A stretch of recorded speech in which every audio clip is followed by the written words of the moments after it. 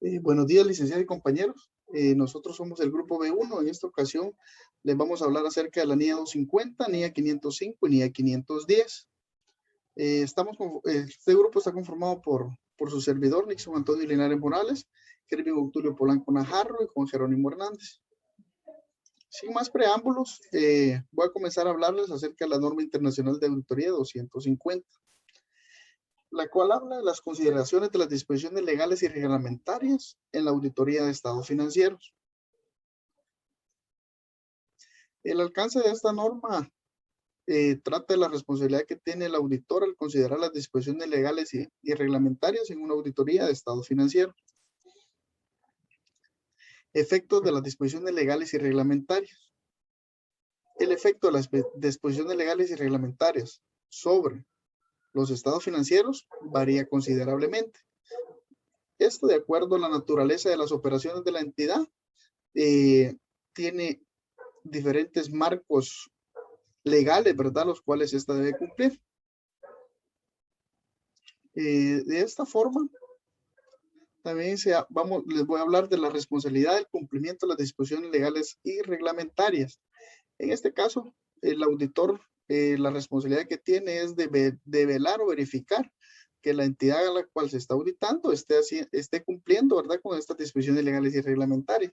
Más la responsabilidad del cumplimiento de estas disposiciones legales y reglamentarias es exclusivamente de la dirección, bajo la supervisión de los responsables de la entidad, los cuales deben de asegurarse que todas las actividades que se realicen vayan dentro de este marco normativo, este marco legal. Esto, ¿verdad?, con el fin de evitar en el futuro que un incumplimiento de una normativa legal o reglamentaria vaya a tener un impacto en los estados financieros, un impacto económico en los estados financieros, un impacto en la operación. Entonces, básicamente, pues, es la dirección y los responsables del gobierno de la entidad los que deben de velar por el cumplimiento de las disposiciones legales y reglamentarias. La responsabilidad del auditor con respecto a esta norma, cuando está realizando una auditoría de estados financieros, es que facilitar la identificación de las incorrecciones materiales en los estados financieros debido a los incumplimientos de las disposiciones legales y reglamentarias, pues esto obviamente pues viene de la fase de la planificación de auditoría, donde el auditor debe de evaluar, ¿verdad?, cuáles son los riesgos que conllevan los marcos legales que debe cumplir la entidad, para así de esta forma, en el momento de la ejecución, hacer la identificación concreta o hacer la identificación específica de algún incumplimiento de un marco legal, si es que lo hubiere.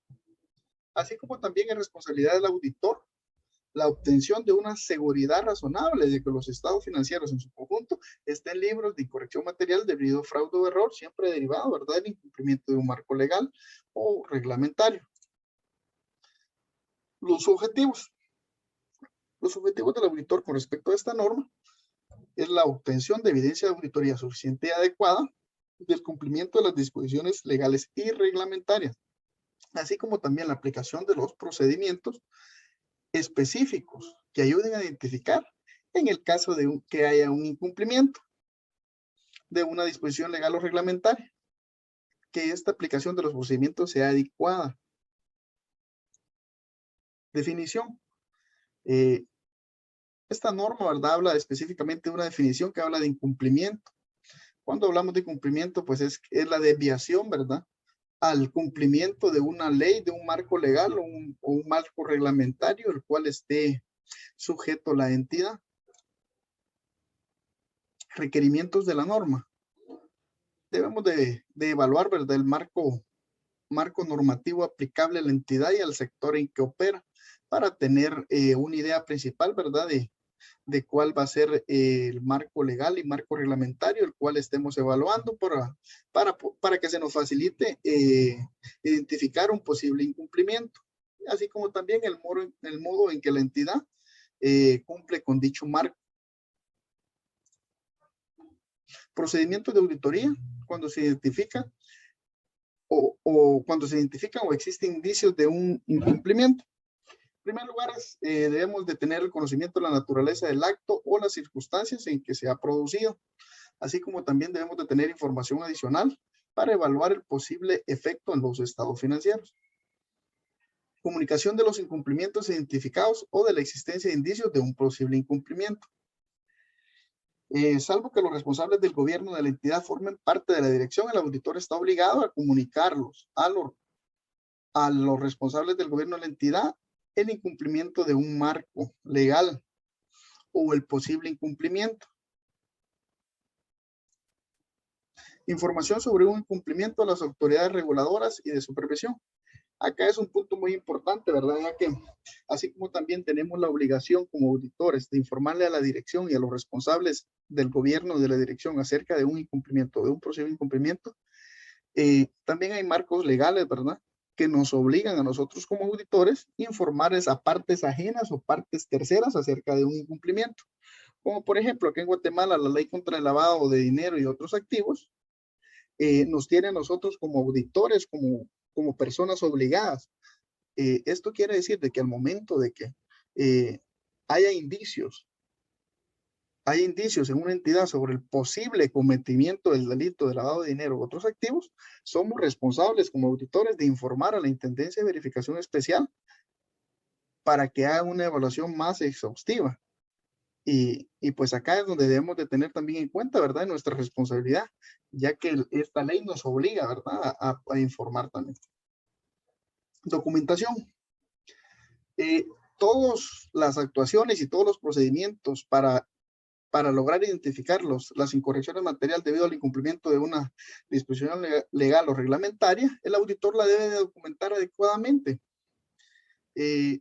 para que tenga una evidencia o que tenga documentos con las cuales soportar todas sus actuaciones en las cuales se identificó o hay un indicio, ¿verdad?, de algún incumplimiento de una disposición legal o reglamentaria. Muchas gracias. Buen día, licenciado, compañeros. Para seguir con la presentación, les voy a hablar sobre la norma internacional de auditoría 505, confirmaciones externas. Alcance de esta NIA. Trata del empleo por parte del auditor de la confirmación externa para obtener evidencia de auditoría. El auditor emplea procedimientos de confirmación externa con el fin de obtener evidencia de auditoría de conformidad con los requerimientos de la NIA 330 y de la NIA 500. Objetivo. El objetivo del auditor es utilizar procedimientos de confirmación externa con el fin de diseñar y aplicar dichos procedimientos para obtener evidencia de auditoría adecuada y fiable. Definiciones. Evidencia de auditoría. Evidencia de auditoría obtenida mediante una respuesta directa escrita de un tercero, la parte confirmante, dirigida al auditor en formato papel, en soporte electrónico u otro medio. Solicitud de confirmación positiva. Solicitud a la parte confirmante para que responda directamente al auditor indicando si está o no de acuerdo con la información incluida en la solicitud o que facilite la información solicitada.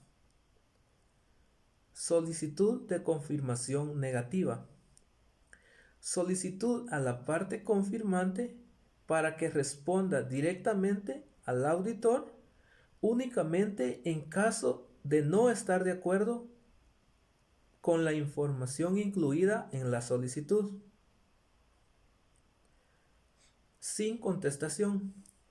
Falta de respuesta o respuesta parcial de la parte confirmante a una solicitud de confirmación positiva o una solicitud de vuelta sin entregar. Contestación en disconformidad. Respuesta que pone de manifiesto una discrepancia entre la información sobre la que se solicitó a la parte confirmante o a aquella contenida en los registros de la entidad y la información facilitada por la parte confirmante.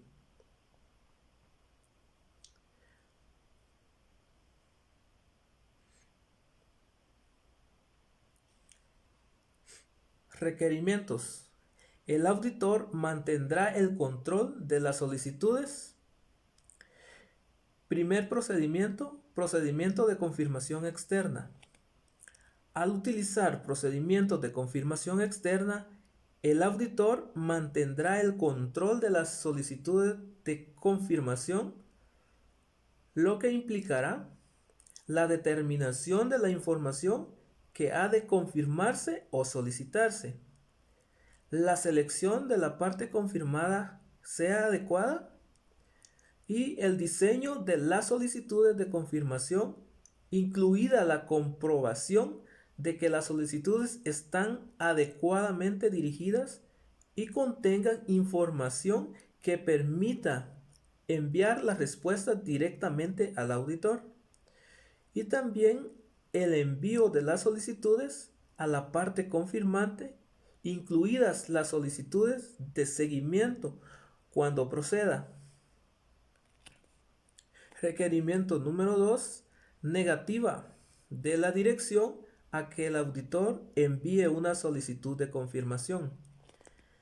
Si la dirección se niega a permitir que el auditor envíe una solicitud de confirmación, éste indagará sobre los motivos de la dirección para ello y buscará evidencia sobre la validez y razonabilidad de los motivos.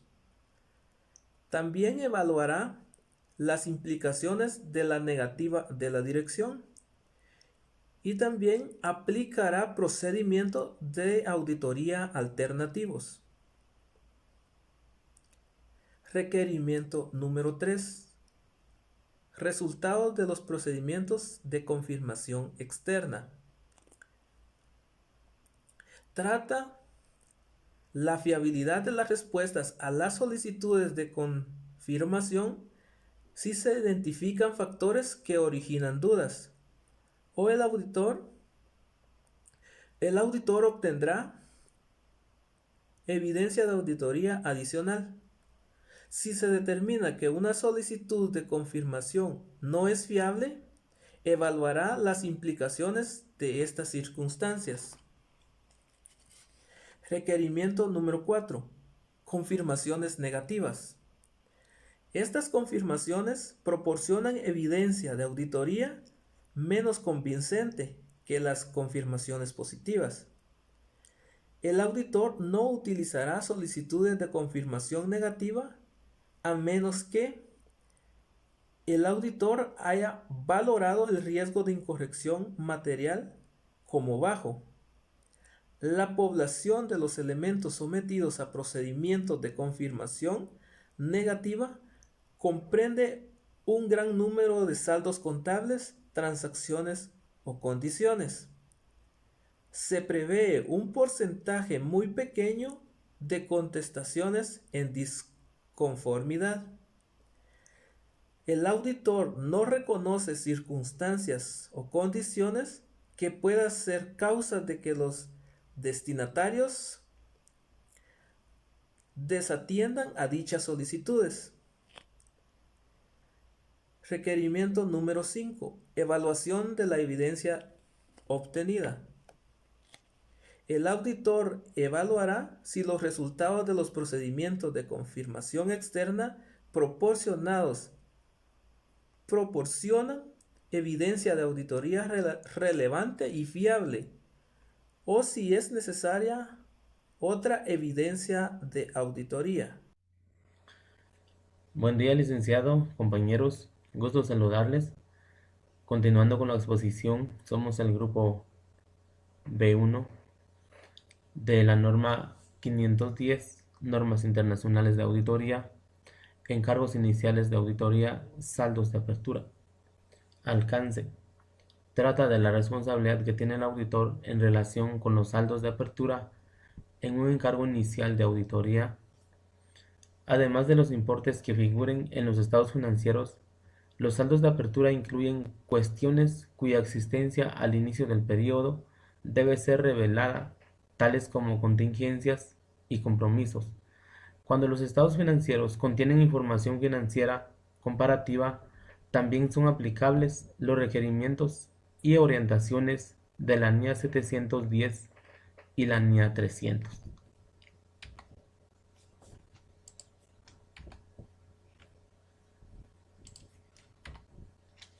Objetivo.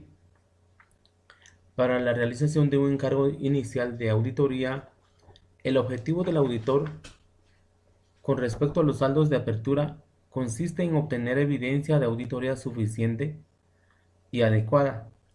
Si los saldos de apertura contienen incorrecciones y que puedan afectar de forma material a los estados financieros del periodo actual y se han aplicado de manera uniforme en los estados financieros del periodo actual, las políticas contables adecuadas reflejadas en los saldos de apertura o si los cambios efectuados en ellas se han registrado presentando y revelado adecuadamente con el marco de información financiera aplicable.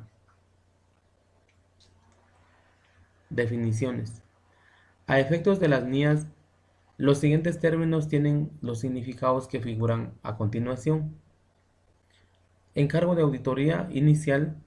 Un encargo de auditoría en el que los estados financieros correspondientes al periodo anterior no fueron auditados. Los estados financieros correspondientes al periodo anterior fueron auditados por el auditor predecesor. Los saldos de apertura, saldos contables al inicio del periodo.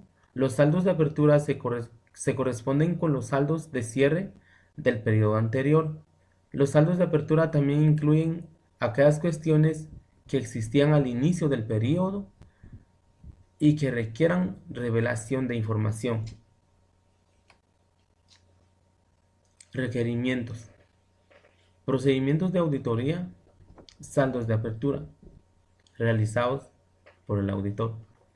El auditor leerá los estados financieros más recientes, en su caso, y el correspondiente informe de auditoría del auditor predecesor, si lo hubiera, en busca de información relevante en relación con los saldos de apertura, incluida la información revelada.